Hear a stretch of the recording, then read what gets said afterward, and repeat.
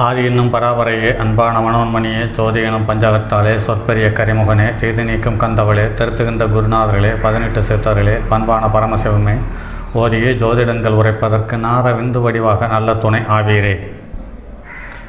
உலகில் உள்ள தமிழ் பேசும் அனைத்து நல் உள்ளங்களுக்கும் மற்றும் ஜோதிட சான்றோர்களுக்கும் மூத்தவர்களுக்கும் ஜோதிட குருமார்களுக்கும் மற்றும் ஜோதிட ஆர்வலர்களுக்கும் மற்றும் இந்த காணொலியை காணும் உங்களுக்கும் ஆஸ்ட்ரோராஜின் இனிய நல் வணக்கங்கள்.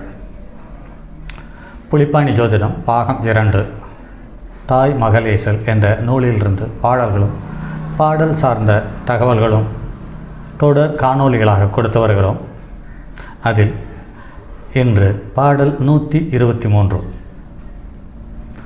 6ஆம் இடத்தில் மற்றும் 7ஆம் இடங்களில் சனி நின்ற பலன் சார்ந்த தகவலை இந்த பாடல் வலியுறுத்துகிறது.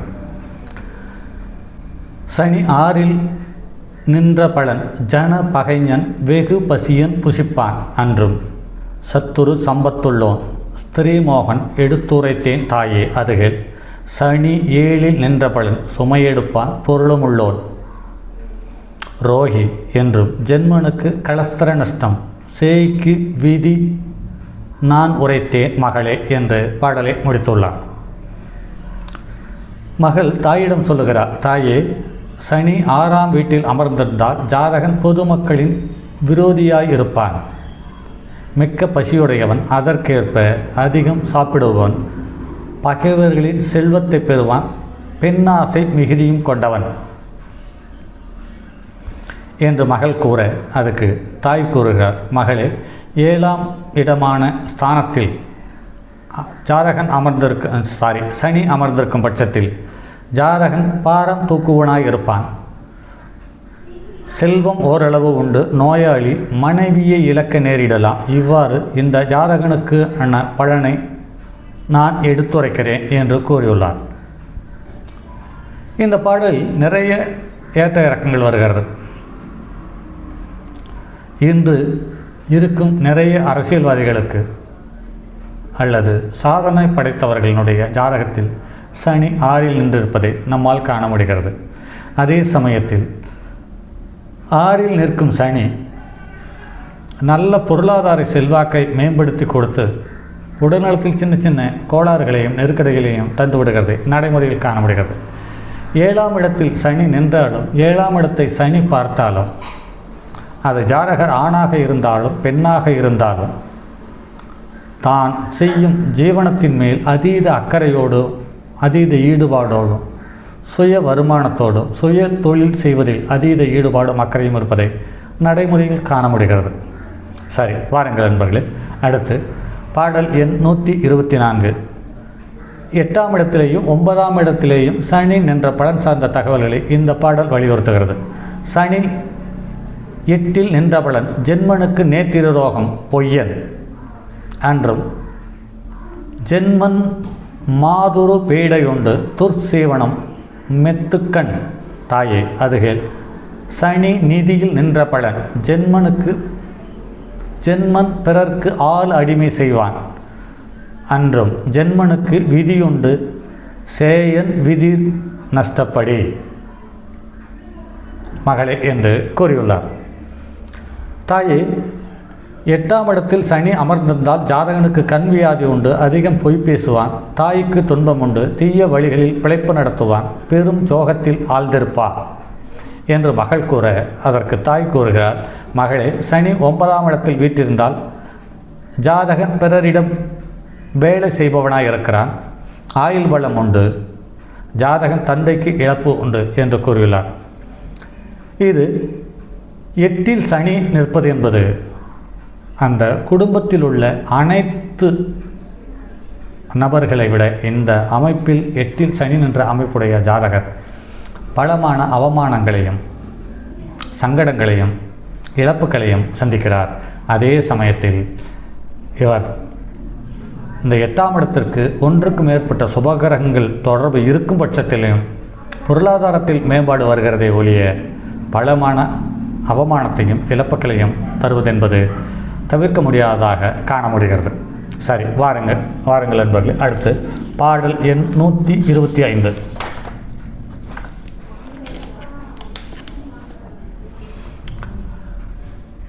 10 சனி. பாடல் எண் 125.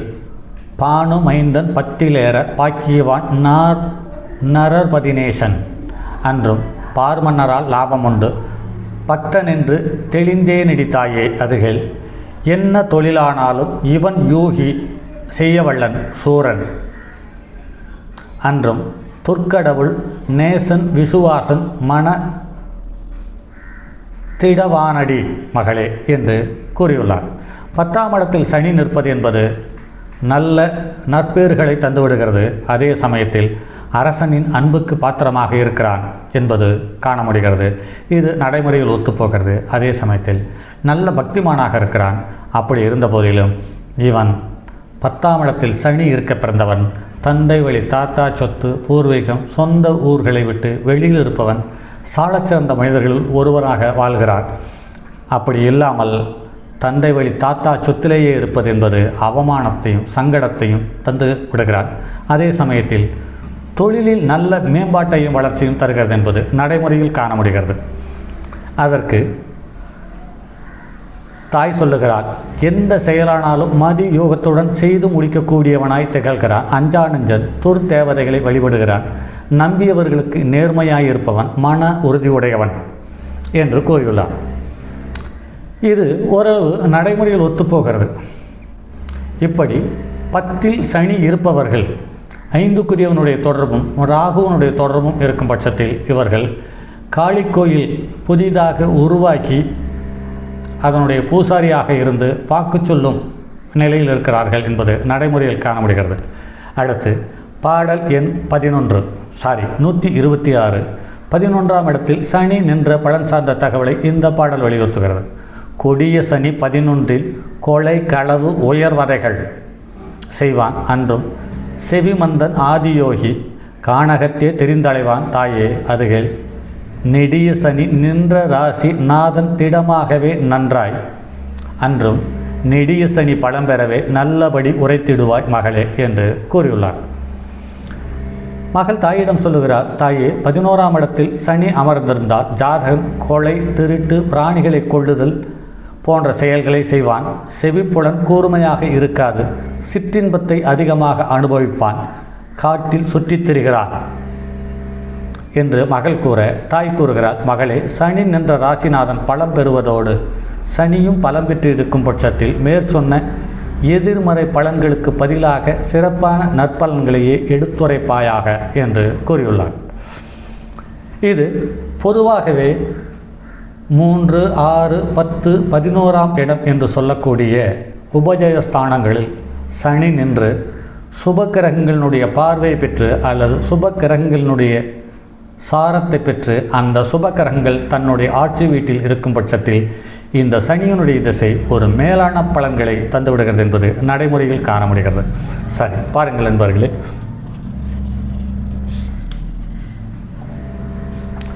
அடுத்து பாடல் எண் 127. சனி 12இல் நின்ற பலன் சார்ந்த தகவலை இந்த பாடல் வலியுறுத்துகிறது. பானு மைந்தன் வியமேற பாத நோயன் பொருள் விரயமாகும். அன்றும் பதி தனக்கு ஆட்சி நட்பு பலன்கள் நல்ல பொருள் ஈவான் தாயே அதுகள் காணும் புலிப்பாணி நூலை களைத்தே உரைத்திடுவாய் பயணம் நல்ல கலைமகள் போல் விற்றிருக்கும் கார்குழலே விதி கூறுவாய் மகளே என்று பாடலை முடித்துள்ளார். சனி 12ஆம் வீட்டில் நின்றிருந்தால் ஜாதகனுக்கு பாதத்தில் வியாதி வரக்கூடும்.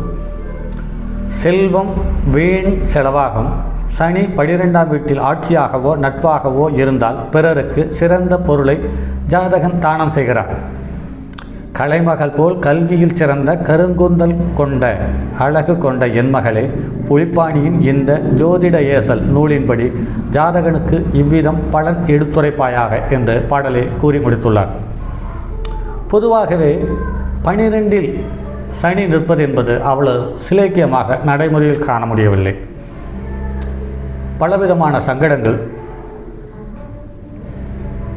இதில் 12ஆம் வீட்டில் சனி இருந்தவர்களுக்கு நிறைய பேர்களுக்கு சனி திசை நடக்கும் பட்சத்தில் அல்லது நடக்கும் காலங்களில் சர்க்கரை நோயால் கால்களை இழுத்திருப்பதை நடைமுறையில் காண முடிகிறது.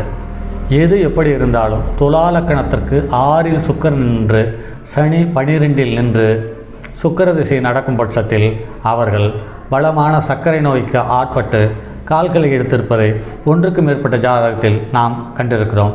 இதில் சற்று யோசிக்க வைக்கும் தகவல் என்னவென்றால் 30 வயதிலேயே இந்த நிலையை வந்திருந்து ஒரு ஜாதகத்தை நம் கண்ணில் பட்டிருக்கிறது. இது வருத்தத்திலும் வருத்தமான தகவல்களாகவே உணர்கிறோம்.